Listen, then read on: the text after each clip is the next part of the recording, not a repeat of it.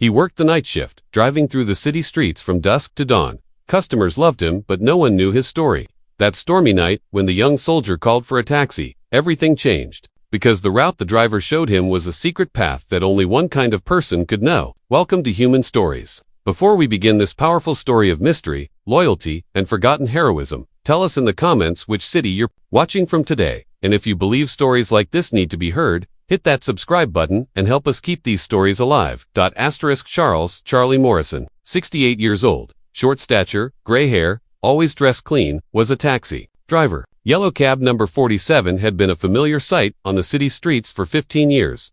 Charlie's shift started every evening at 6 p.m. and lasted until 6 a.m. for 12 hours. He kept his finger on the city's pulse. His driving style was perfect. Never rushed, never aggressive, patient in traffic, polite to passengers, music always kept low. His car was always clean, seats unstained, windows clear, air fresh. Charlie's taxi wasn't just transportation, it was a safe haven.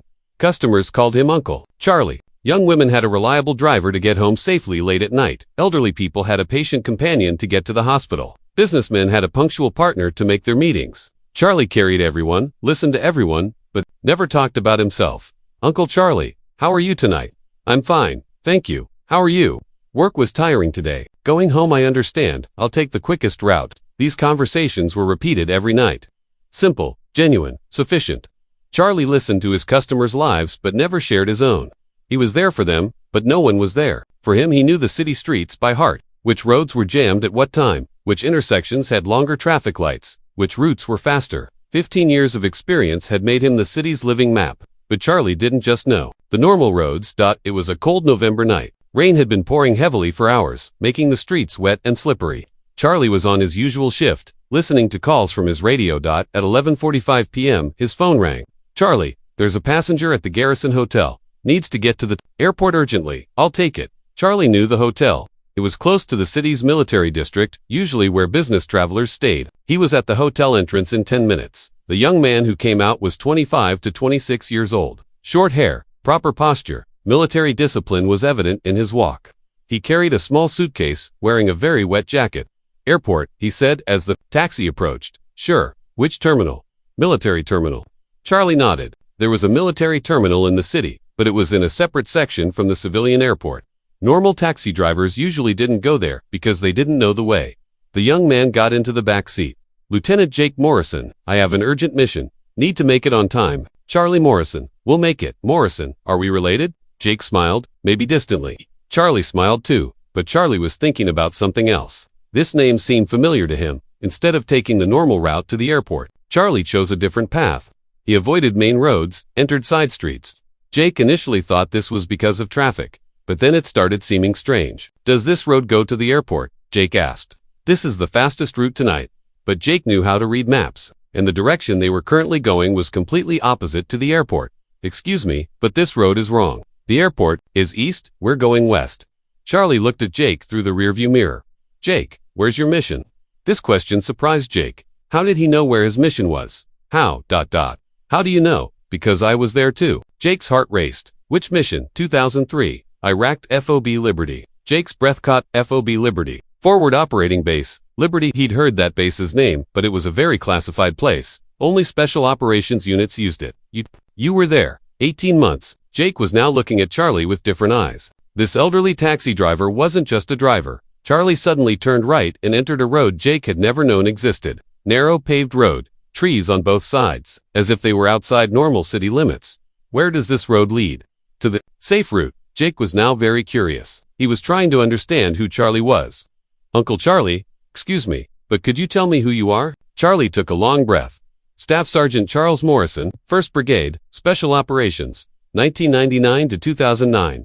Jake was shocked. Special Operations, this was one of the legendary units. You served 10 years, yes, 3 tours in Iraq, 2 tours in Afghanistan. Then, why are you driving a taxi? Charlie smiled. Because I love serving people and protecting the city. Jake didn't fully understand what this meant, but every word Charlie spoke had deep meaning. Suddenly, Charlie reached for his radio. But it wasn't a normal taxi radio. Different frequency, different channel. Base, this is Charlie. Package en route. Copy, Charlie, route secure, affirmative, ETA, 15 minutes. Jake froze. This was military communication protocol, and Charlie was talking as if he was still on active duty. Uncle Charlie, are you still on duty? Charlie looked at him through the rearview mirror. Jake, some missions never end. The route Charlie took really did lead to the airport, but through a path normal people didn't know about. Security checkpoints, closed gates, special passages. Jake wasn't even aware these existed. How do you know these routes? Because I built these routes. What do you mean? After I retired in 2010, I did regional security consulting. These secret routes were designed for emergencies. Jake now understood. Charlie wasn't just a taxi driver. He was still part of the security system. But how do you know about my mission? Because I prepared the security briefing for your flight. This answer completely surprised Jake.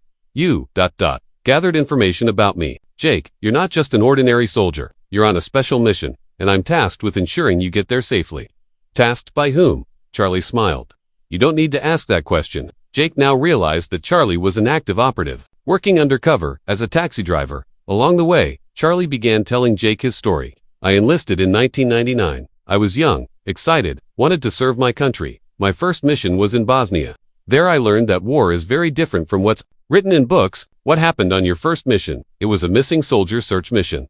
We stayed behind enemy lines for 3 days. No radio communication, no help, just the mission. Did you find him? We found him. But he was no longer alive. We brought him home. Jake could feel the weight in Charlie's voice. What was your most difficult mission? Dory Boompot, Fallujah. The city was under siege. Our mission was to organize civilian evacuation. We worked for 72 hours without sleeping. How many people did you save? 347 civilians. But the number doesn't matter. What matters is, we didn't lose any of them. Jake was beginning to respect Charlie even more. Why did you retire? Charlie remained silent for a long time. In 2009, I was on my last mission in Afghanistan. I was wounded in an IED attack. I recovered physically, but I was mentally exhausted. 10 years had been enough. But you're still serving. In a different way, I'm not at war anymore, but security is still important. Charlie's taxi approached a different gate from the normal airport entrance. There was no civilian traffic here, only military vehicles. Security personnel recognized Charlie. Good evening, Sergeant Morrison. Good evening, boys. Jake was surprised. He was still recognized as Sergeant, not as a taxi driver. As they approached the military terminal, Charlie turned to Jake. Jake, your mission is very important. Be careful there. How do you know my mission? Because I was the one who gave security advice for this mission. Jake's mouth fell open. Did you plan my mission? The security part? Yes. You're a very valuable operative. Jake, keeping you safe is all of our responsibility. Charlie stopped the car. They were in front of the military terminal. Now, get out and do your mission. But remember, you're not alone. We're always here. As Jake got out of the taxi, he turned to Charlie. Thank you. But, was this a coincidence? I mean, me running into you? Charlie smiled. Jake, there are no coincidences. In this business, after Jake boarded his plane, Charlie returned the taxi to normal. But the night wasn't over. A new call came through his radio. Charlie, pick up from Westside Hotel, VIP passenger, Poppy. Charlie knew these types of calls. VIP passenger code was used for people requiring special protection. When he arrived at the hotel, the waiting person was a woman in her 50s, business suit, diplomatic appearance, but with a worried expression. Mrs. Henderson, right? Yes. Are you Charlie? I am. Where are we going? Safe house. You know the address. Charlie nodded. Safe house. This was also not a place in normal taxi routes. On the way, Mrs. Henderson spoke. Charlie, there's a very important operation tonight. Your help is critical. What kind of help? You may need to transport some people to a safe zone. Normal routes can't be used. Understood. How many people? 3 adults, 1 child. Charlie's face became serious. A child meant the situation was really serious. The safe house was a building on the outskirts of the city that looked no different from normal houses. But Charlie knew that inside was filled with state-of-the-art security systems. When Mrs. Henderson got out of the taxi, she turned to Charlie. Charlie, wait for 1 hour. Then we'll contact you. Understood. Charlie waited in the taxi. He was used to this type of mission. Sometimes he'd wait for hours. Sometimes he'd move instantly. Flexibility was the most important part of this job. 45 minutes later, his radio rang. Charlie, package ready for transport. On my way, when Charlie returned to the safe house, 4 people were waiting. A family, mother, father, a young girl, and an 8 to 9-year-old child. They all looked worried. Uncle Charlie. The little child asked, Yes, little man. Who are you? I'm Tommy. My dad says you're going to take us to a safe place. Charlie smiled at the child. Yes, Tommy, I'm going to take you to a safe place. At this moment, Charlie remembered why he did this job. Not just for military operations, but for innocent people. Charlie seated the family in the taxi. Mother and child were in the back seat. Father sat in front next to Charlie. "Where are we going?" the father asked. "To a safe place." "Don't worry." This time Charlie followed a completely different route. They left the city, passed through dark rural roads, but Charlie knew every inch of it. On the way, the mother asked, "Charlie, could you tell us who you are? I want to feel my children are safe. My name is Charlie Morrison. I served 10 years in the military. Now I'm responsible for your safety." "Thank you." The mother relaxed. Tommy was curious. "Uncle Charlie, are you a real soldier?" "I used to be, Tommy. Now I'm a taxi driver. But you still look like a soldier." Charlie smiled. "Once a soldier, always a soldier, Tommy." Talking with the child relaxed Charlie. It reminded him of the purpose of these missions, protecting innocent people. During the journey, the father began asking Charlie questions. "Charlie, how long have you been doing this job?" "Which job?" "This protection job, officially or unofficially?" "Both ways," Charlie thought. "Officially 10 years, unofficially ... 15 years. So you continued after you retired. Some missions never end." The father understood what Charlie meant. "Do you have a family?" Charlie's face darkened. "I did." "What happened?" "In 2012, my wife got cancer. We fought for 2 years, but we lost. I'm so sorry." "Thank you." She wanted me to continue doing this job. She used to say, "Don't stop helping people." The mother joined from the back. "She must have been a beautiful woman. She was the best. She taught me the importance of my current job." Tommy asked, "Uncle Charlie, are you sad?"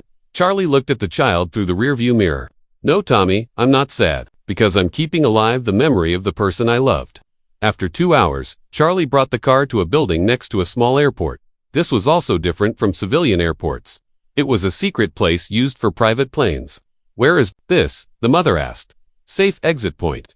They'll take you to another city from here." As the family prepared to get out of the taxi, Tommy hugged Charlie. "Thank you, Uncle Charlie. You're a real hero." Charlie's eyes filled with tears. "You're a very beautiful child, too, Tommy. Take good care of your family." After the family left, Charlie sat in the taxi for a while. These types of missions always affected him. They weren't just military operations, they were human stories. His radio rang. "Charlie, mission accomplished. Return to base, copy en route." At 6 a.m., Charlie finished his shift, but he didn't go home. He went to a small cafe by the seaside on the outskirts of the city. Here every morning, he would evaluate the day. While drinking his coffee, he thought about the night. He had safely gotten Jake to his plane. He had protected the family. Mrs. Henderson's operation had been successfully completed. The waitress at the cafe knew him. The usual, "Uncle Charlie." "Yes, Sarah. Black coffee. Was it a hard night?" "Every night is hard, Sarah, but that's why we're here." Sarah didn't know what Charlie did for work, but she sensed he was someone special. As Charlie sipped his coffee, his cell phone rang. "Charlie, this is Jake." "Jake, is everything okay?" "Yes, my mission is complete. I wanted to thank you." "What was your mission?" "I can't say, but it was very important, and thanks to your safe route, it was successful." Charlie smiled. "Good job, Jake. Take care of yourself." "Charlie, let me ask you something. Are you really just a taxi driver?" Charlie remained silent for a long time. "Jake, some people stand out front, some stay in the background. I'm one of those who stay in the background." After that morning, Charlie went home. He had a small, clean, orderly apartment. On his walls were military photographs, medals, and pictures of his wife. The most special photograph was taken with his wife Margaret. Charlie in his soldier uniform, Margaret in her wedding dress, happy, young, full of future. He looked at Margaret's photograph. "I helped some people today too, Maggie. I'm living the way you wanted." That day he slept. In the evening, the same routine would begin again. Taxi, streets, passengers, secret, missions. But Charlie wasn't complaining about this. This was his choice, serving without wearing a uniform, protecting without being recognized, doing duty silently. At 6 p.m., Charlie started his taxi shift again. His first call was ordinary. A woman needed to go home from the shopping center. "Uncle Charlie, how are you?" "I'm fine, ma'am. How are you?" "I'm tired. It's been a long day." "I understand. I'll get you there quickly." This ordinary conversation relaxed Charlie. Not every mission was dangerous. Sometimes just serving people, normally, was enough. But that night at 10 p.m., his radio switched to military frequency again. "Charlie, we have a situation. New package incoming."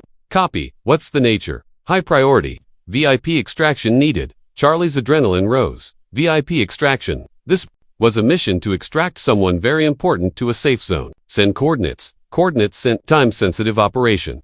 Charlie looked in his mirror. He was 68 years old but still on duty, and every new mission was still exciting for him. Years passed. Charlie drove taxi until he was 70. He transported thousands of customers, carried out dozens of secret operations, but he never told about any of them, never bragged about any of them. Everyone who knew the city streets knew Uncle Charlie.